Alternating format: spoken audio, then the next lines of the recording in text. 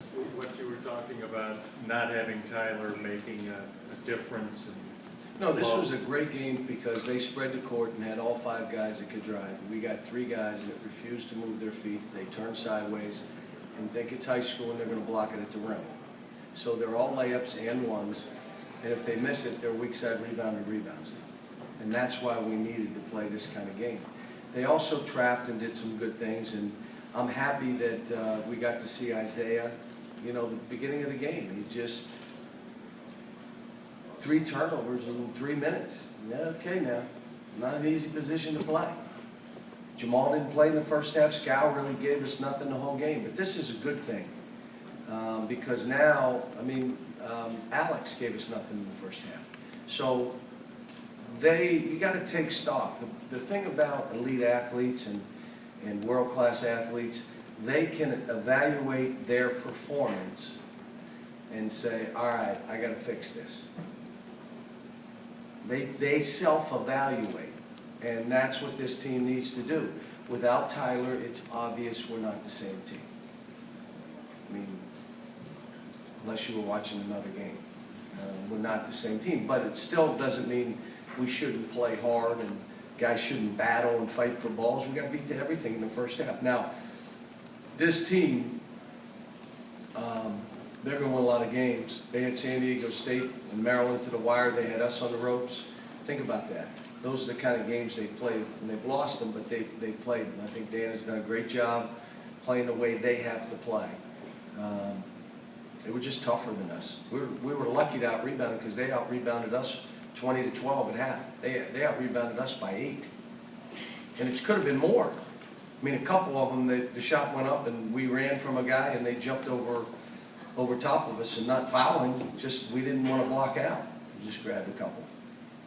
Cal, you were obviously not happy with Marcus at South Florida, the way sort of his He was effort great and his today. focus. And Ooh, was he good. what did If he doesn't, Marcus Lee doesn't play, we lose.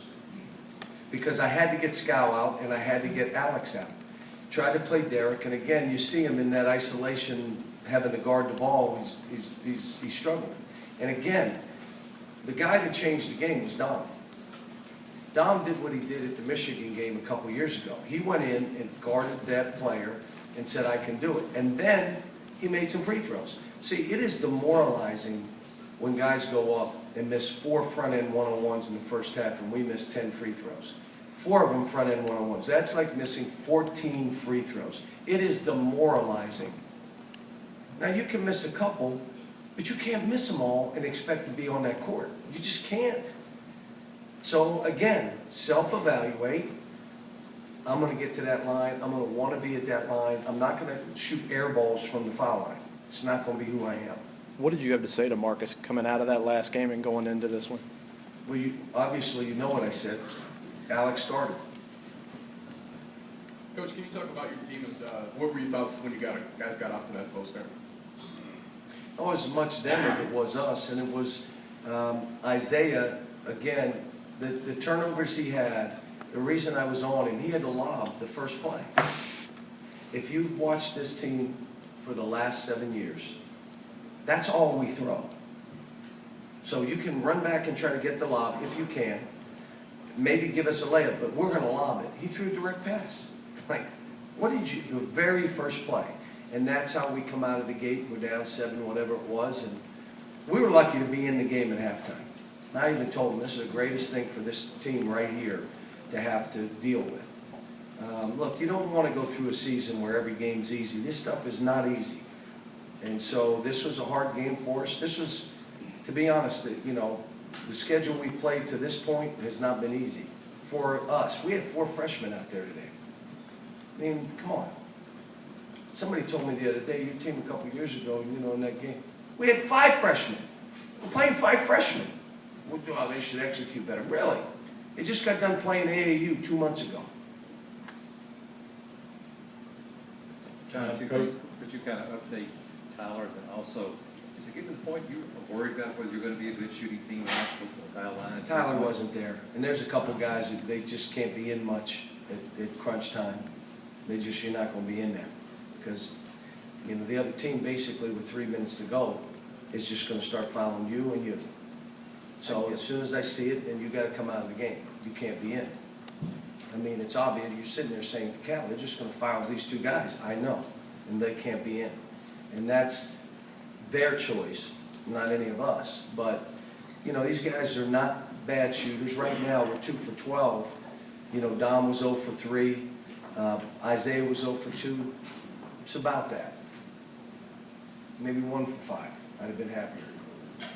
But you have Tyler and you have Jamal. You're hoping Derek can go in and make a 3 or so. But the reality of it is that you have 2. And most teams like us, that's what you have. You have 2 really good three-point shooters. And the other guys, for us, are good drivers. You update Tyler a little bit, is there any update with him? I doubt if he practices tomorrow. We're going to travel and practice out in L.A. But I would tell you, he probably needs to practice the next day, Wednesday, before we play on Thursday, to see if he can go. But if he can't go, we'll go as is. Play with what we have. Coach Muller suggested that you did not go to scout in the post or mid-post as a lesson to, if you want the ball, you got to play tougher and compete harder. No, we tried to. We couldn't catch it. We were trying to go to him. Matter of fact, I told guys, if he's open and you don't throw it to him, you're coming out. Think about that. That's where he is right now, and it's okay. I mean, he's not, you know, he's not figured some of this stuff out. He's not figured how to play lower than the other guy. He's not figured out that I got to move my feet and quit grabbing people. But that's okay. And he is a really, really good player who is behind. And the good news is we have Alex and Marcus, and if he's not playing well, we can still win. As we, you know, we just try to make sure he's getting better and better. Cal, what's the difference between Marcus Lee Friday and Marcus Lee today? What makes the difference between him on those two different? One of the things I told him, if you're not playing with energy, I'm not playing you. You know, you got a player like Marcus Lee who, if he's to make it, it's going to be on one thing. He's an energy guy who can cover a bunch of positions and flies, and you need that kind of player on your team. But if he's not playing with energy, you get what you have in South Florida. You have a guy that's, you know, just out there, and it's like, well, what did he do? And he's capable, but it's hard. I mean, to play with that kind of energy, to come out and make that who you are, I mean, it's hard. You have bags under your eyes, you can't do it. You have sleepies in the corners, you can't do it. I mean, you got to prepare all day to come out to play with unbelievable energy. I know who I am. No, I'm not a great shooter. No, I'm not a great free throw shooter, but I can dunk balls, I can rebound, I can block, I can guard 4 positions, and I can play with unbelievable energy. But I'd rather not, because that's really hard. I mean, that's, you know, and it's what I was getting on Alex about. I mean, he got beat to balls again. No way. Scout got beat to balls today. They want it more than you. One time he said, I tried. You what? I tried. Okay, you're not trying hard enough. Next guy. I mean, that's holding them accountable, and, you know, and you win by 12, and an easy game, or easily game we could have lost. Coach, a lot of tough venues, obviously, in college basketball. Do you feel like you have the best home court advantage? I don't know. I mean, I think we're one of them. I'll tell you what makes a home court advantage where you have it.